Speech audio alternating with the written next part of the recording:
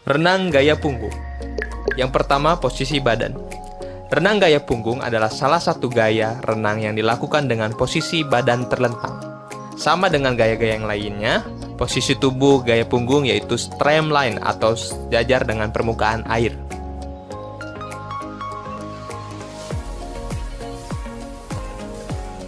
Yang kedua, gerakan kaki. Gerakan kaki pada renang gaya punggung dilakukan dengan gerakan naik turun secara bergantian di dalam air. Sumber gerakan pada renang gaya punggung terletak pada pangkal paha.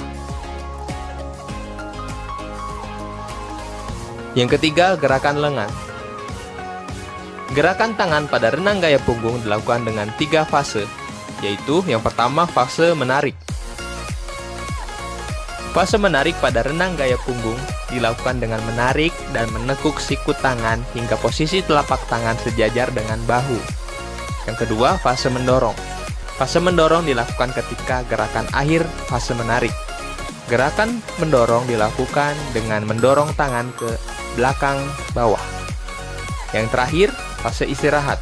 Fase istirahat dilakukan dengan mengayunkan tangan ke depan atas. Yang keempat, pernafasan.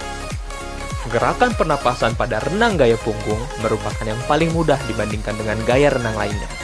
Karena posisi badan yang terlentang, gerakan pernapasan dilakukan ketika tangan dalam fase istirahat.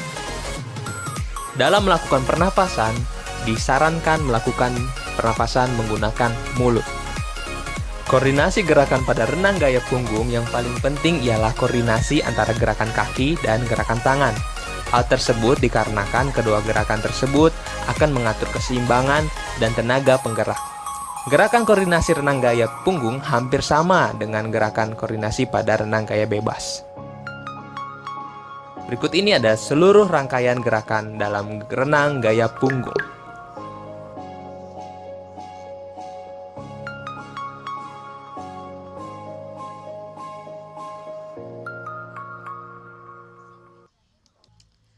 Assalamualaikum warahmatullahi wabarakatuh.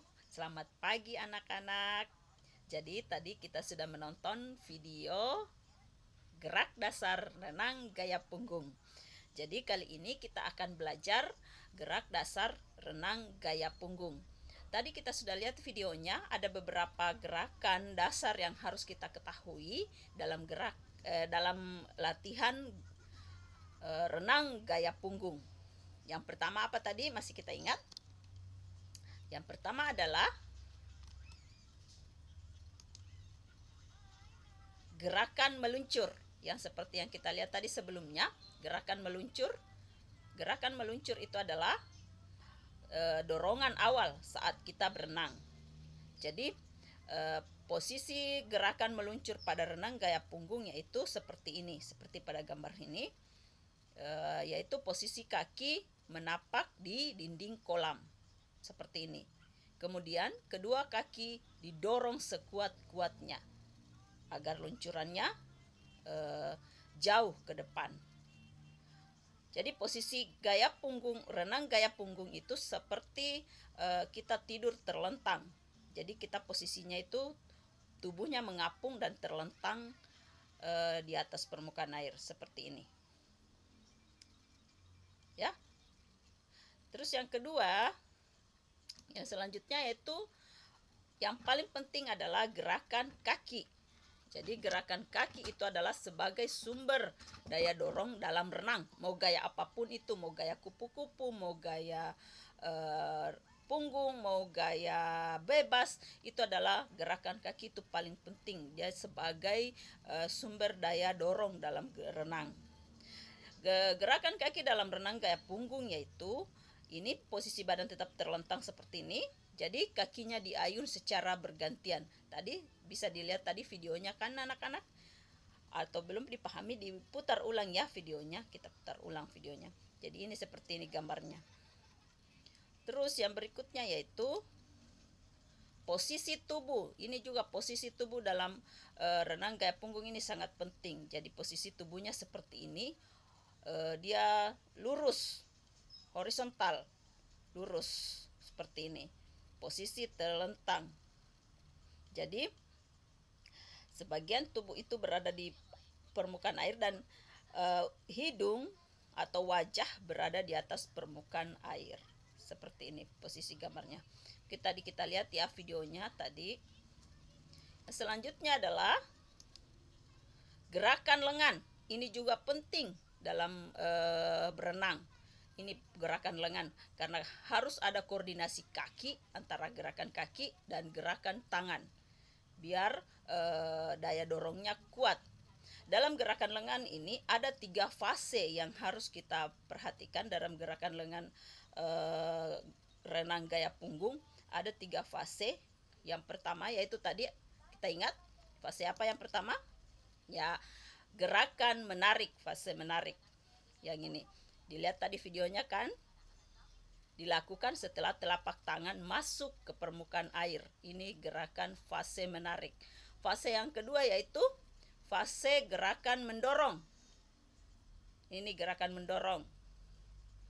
Dia dilakukan saat akhir tarikan tangan. Jadi pada saat tangan itu berada di belakang bawah. Jadi belakang bawah di dalam air. Dia gerakan mendorong. Terus fase yang berikutnya adalah fase tahapan istirahat. Ya, di sini ini fase istirahat kita mengambil nafas pada renang gaya punggung. Pada mengambil nafas. Jadi pengambilan nafas pada renang gaya punggung itu paling gampang dari gaya-gaya yang lain karena dia posisi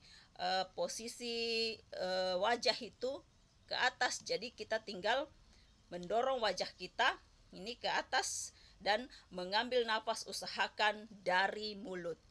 Jadi ambil nafas itu dari mulut ya anak-anak. Jadi paling gampang ini kalau di semua gaya renang, nomor gaya renang itu paling gampang itu pengambilan nafas di gaya renang punggung, gaya punggung.